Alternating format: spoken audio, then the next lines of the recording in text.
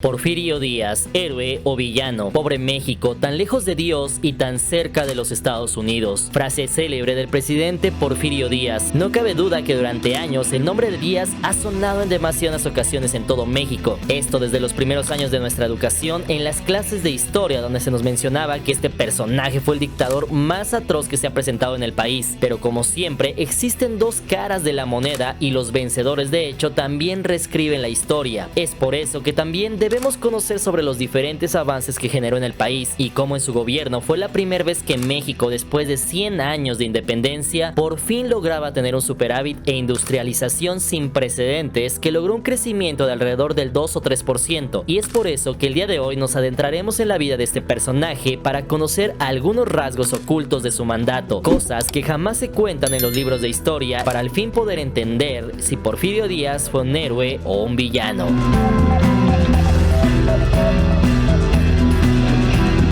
Infancia y llegada a la presidencia. José de la Cruz Porfirio Díaz Mori nació en Oaxaca de Juárez, provincia de Antequera, el 15 de septiembre de 1830. A los 5 años de edad, Porfirio ingresó a la escuela Amiga, donde aprendió a leer y escribir. Y para el año de 1843, Porfirio ingresó al seminario, comenzando con un bachillerato de artes, el cual tuvo una duración de 3 años. Con el pasar de los meses, estalla la Guerra de Reforma, en la cual Díaz pelea en repetidas ocasiones y sin pensarlo en solamente 3 años, le fueron conferidos los cargos de mayor, coronel y teniente general. Por esos años, como es bien sabido, Juárez suspendió los pagos debido a la bancarrota de la Hacienda Nacional, esto desencadenando un conflicto con Reino Unido, Francia y España, de los cuales solamente Francia se lanzaría a una invasión en marzo de 1862. Es así como Zaragoza viaja a hacer frente a las fuerzas francesas en Puebla, mientras Díaz y otros militares intervinieron en la batalla de Puebla, donde lograron derrotar a los franceses. Es así como, habiendo terminado este conflicto de la intervención francesa, Díaz, al ser condecorado y ganar el cariño de las masas, se embarca a las elecciones presidenciales en el año de 1867, en el cual Díaz pierde, y a partir de ese momento Díaz no cesaría de intentar llegar a la presidencia, hasta que logra el cometido en el año de 1876. Por fin, después de las guerrillas internas, la vida de cientos de mexicanos y mucho esfuerzo, Díaz por fin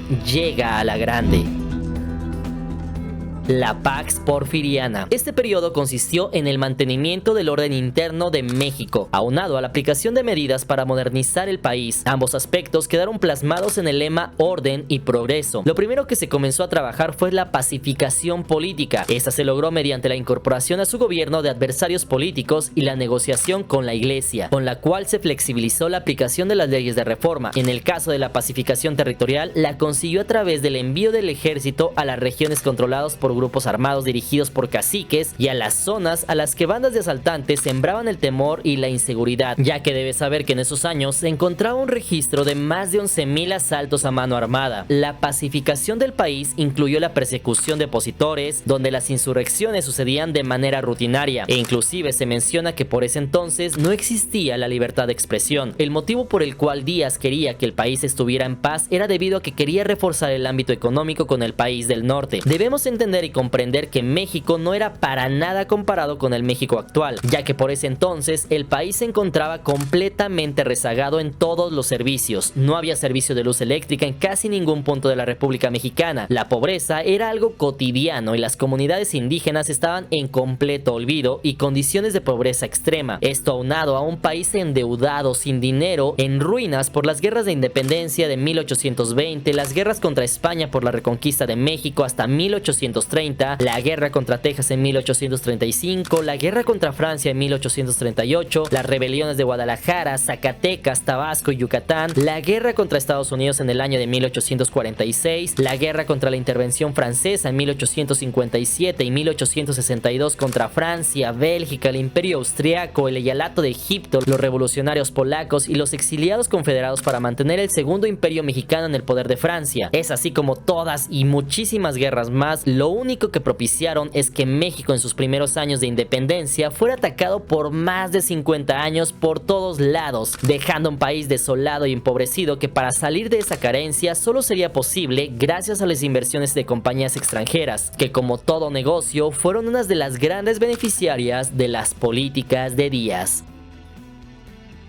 Esclavitud moderna. Generalmente se habla del crecimiento abrupto que tuvo el país, al encontrarse el peso a la par del dólar, al tener un crecimiento del 3% del Producto Interno Bruto, que para ese entonces era algo impensable. Pero la pregunta es, ¿a qué costo? Lo que casi no se menciona es que durante la época porfirista, el campesinado fue una de las clases sociales más desprotegidas y explotadas, y todo esto se debía a que los sueldos de los campesinos eran algo miserables. Obviamente, la falta de los derechos laborales también los convertía casi en esclavos. Aunado a ello, y para desgracia de los campesinos, hubo diferentes leyes que favorecieron que los pequeños propietarios perdieran sus tierras, o en el caso de los indígenas, sus tierras comunales. Esto propiciaba demasiado que aquellas personas tuvieran como único escape migrar a la ciudad, la cual contaba con un sistema esclavista enmascarado de trabajo. No estaban permitidos los sindicatos y aún se daban muchísimos casos de trabajo infantil. Así que, metiéndonos un poco más en el tema, debes saber que dichos obreros estaban sujetos a las tierras de los hacendados por el sistema del peonaje que los ataba. Todo esto mediante la tienda de raya. Para aquellos que no lo sepan, las tiendas de raya eran un establecimiento de crédito para el abasto básico, donde los campesinos estaban obligados a realizar sus compras en ese mismo lugar donde trabajaban. Lo que sucedía con los trabajadores es que estos recibían un salario mísero por exhaustivas jornadas laborales. Evidentemente, este salario no le alcanzaba para pagar los productos de las necesidades básicas, así que estos se veían obligados a comprar un crédito con un alto interés, y así el obrero adquiría una deuda la cual, si moría, era heredada a sus familiares, dando lugar a la servidumbre por deudas. Esto obviamente era un negocio redondo para los hacendados o dueños de fábricas, lo cual no tenía ninguna regulación, y evidentemente esto fue algo que Díaz jamás lo vio mal, sino que al contrario, cuando estos se decidían a protestar por la calidad tan inhumana que se vivía en aquellos días, Porfirio lo único que hacía era silenciar estas huelgas.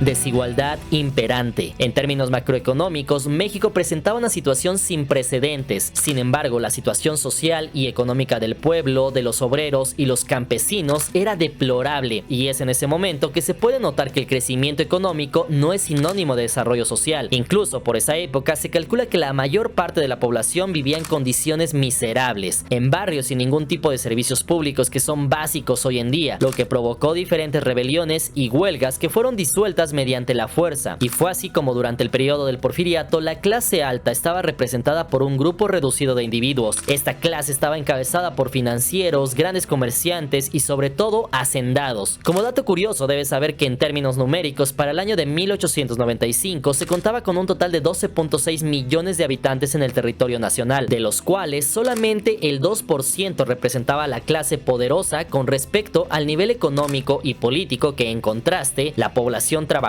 y más empobrecida, los que se mantenían en deuda permanente, incluso hasta la muerte en las tiendas de raya, constituían el 90% de la población total, mientras que el 8% restante lo conformaban los burócratas y los profesionistas. Lo más alarmante de esta situación es que al presidente Díaz esto no era algo que le quitara el sueño, sino al contrario. En 1908 fue entrevistado por James Krillman, al cual le mencionó las siguientes palabras: México tiene hoy una clase media, pero por otra parte los pobres son a su vez tan ignorantes que no tienen poder alguno. Éramos duros, algunas veces hasta la crueldad, pero todo esto era necesario para la vida y el progreso de la nación. Sí, hubo crueldad, pero los resultados la han justificado con creces. Así que, leyendo esto, podemos afirmar que el presidente Díaz jamás se interesó por los daños colaterales hacia el país y sus habitantes, sino solamente el tema del progreso económico. Así que hasta este punto, cuéntame en la parte de los comentarios tú qué opinas. ¿Los resultados justifican el medio, o tú hubieras preferido que las cosas continuaran como con Benito Juárez y los presidentes anteriores, donde nunca se preocuparon por un crecimiento exponencial de México?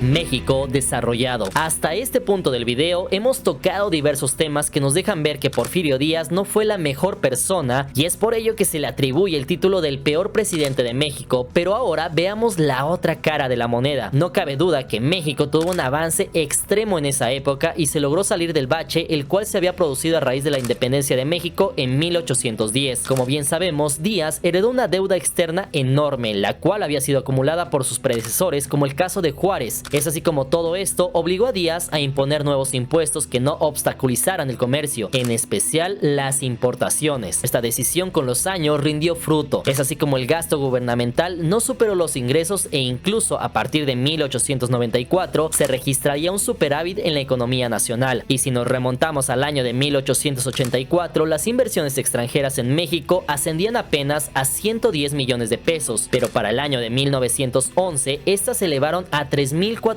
millones de pesos. Por otro lado, un tema bastante sonado siempre ha sido el ferrocarril, pues en su mandato se tendieron más de 20.000 kilómetros de vías férreas, trazándolas hacia los puertos más importantes y hacia la frontera con los Estados Unidos de América, cosa que hizo que México por fin pudiera acelerar el comercio interno y externo como nunca lo había logrado. También el correo y la red de telégrafos se extendieron por casi todo el territorio nacional. Fue en ese momento donde se fomentó la explotación de los recursos petrolíferos del país mediante inversiones extranjeras. Aunado a todo esto, la minería también vivió un periodo áureo, pues durante el Porfiriato la minería creció en un 507% y en el año de 1901 México ya era el segundo productor de cobre en todo el mundo. Y fue hasta ese momento, 100 años después de la independencia, que por fin llegó a México la revolución industrial. Es en ese momento cuando se crearon empresas importantísimas para el país, como por ejemplo Fundidora o Cerveza Cuauhtémoc Moctezuma, además de otras empresas como Compañía Transatlántica Mexicana y Mexicana de Navegación. De igual manera, un punto importantísimo fue que en el año de 1889 ya operaba la primer planta hidroeléctrica en Chihuahua. De esta manera, poco a poco se fue iluminando sectores privados y públicos, sacando a México del uso de las veladoras a la modernización de la red eléctrica. También por esos años se introdujo al país el primer automóvil, cuyo primer modelo llegó a México entre el año de 1896 y 1898. Así que en ese momento también Díaz tuvo que crear el primer reglamento de tránsito en México. Todo esto y muchas cosas más que no se mencionan, como el hecho de que cuando apenas comenzaban a existir los primeros aviones, los representantes de esta empresa vinieron a México a presentárselos a Díaz, y este sería el primer presidente que solicitaría que se le colocaran metralletas en los aviones, esto para usarlos en temas bélicos, algo que estaba muy adelantado a su época, pero nunca lograría materializar, pues detonó la Revolución Mexicana. Por si fuera poco, Díaz también propició el embellecimiento urbano de la ciudad y del país, construyendo diferentes recintos arquitectónicos que hasta hoy en día son íconos de México y su esplendor, además de ser visitados por millones de turistas anualmente, como el icónico Palacio de Bellas Artes, el Bosque de Chapultepec, el Palacio Postal, el Hemiciclo a Juárez, el Monumento a la Revolución o las pirámides de Teotihuacán, que de hecho fue Díaz quien ordenó el proyecto para la restauración de esta zona arqueológica, orgullo de los mexicanos. Todo esto sin olvidar al Monumento a la Independencia, el cual es objeto de millones de fotografías, orgullo de México y símbolo del México independiente. Díaz también sentó las bases de la educación pública en México, ya que por si no lo sabías, antes de Díaz la educación estaba en manos de la iglesia. Es así como Díaz logra que la educación sea laica, gratuita y obligatoria. Todo esto sin mencionar que también él creó una de las universidades más importantes de México, y estamos hablando de la UNAM. Entre estas y muchas otras cosas más fueron las que Porfirio Díaz logró hacer durante su largo mandato presidencial. Es así como para finalizar este video, lo único que nos queda es decidir si este personaje fue un héroe o fue un villano. Por un lado se nos muestra todas las atrocidades que cometió, pero lo que muy pocos señalan es que estas decisiones que tomó en algún momento alguien las debía tomar si quería sacar al país de la miseria y el saqueo. Por otro lado, tocando el tema de la brecha social en su gobierno, es sabido por todos que en cualquier sociedad del mundo, si hay un crecimiento económico, este trae por consecuencia un distanciamiento social. Esto lo podemos ver en países de clase mundial como los Estados Unidos, donde algunos tienen muchísimo y otros no tienen nada. Así que hasta este punto, aquí lo más importante es que tú me pongas en la parte de los comentarios, ¿tú qué opinas? ¿Díaz fue un héroe o fue un villano? ¿Fue un buen gobierno o fue un mal gobierno? ¿Realmente crees que haya sido el peor presidente de México? Todo eso déjamelo saber en la parte de los comentarios. Y si te gustó este video, no olvides suscribirte y activar la campana de notificaciones para que te lleguen más videos como este, y seguirnos en todas las redes sociales como Mr. Cracks para más contenido. Nos vemos para la próxima y recuerda que todos